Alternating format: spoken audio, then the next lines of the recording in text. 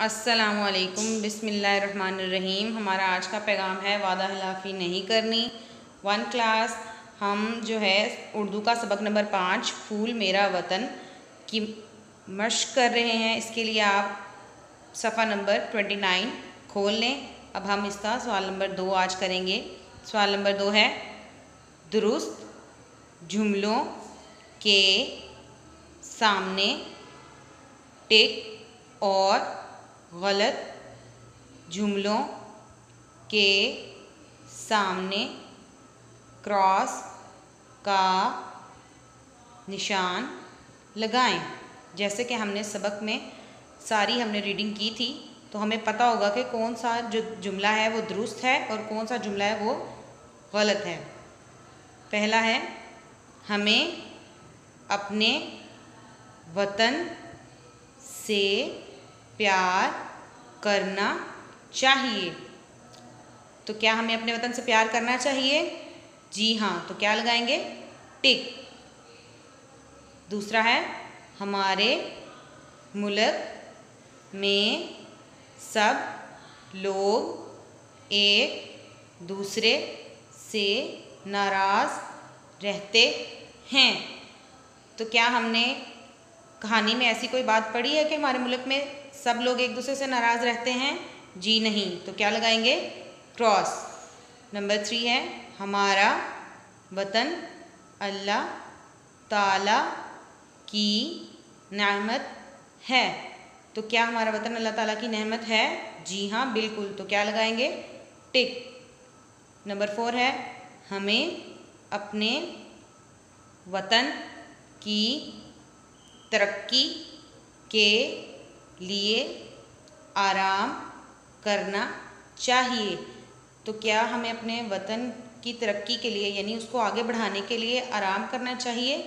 जी नहीं। तो क्या लगाएंगे? क्रॉस।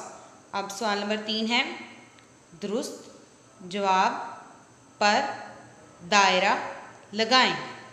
नंबर 1 है, वतन का मतलब है।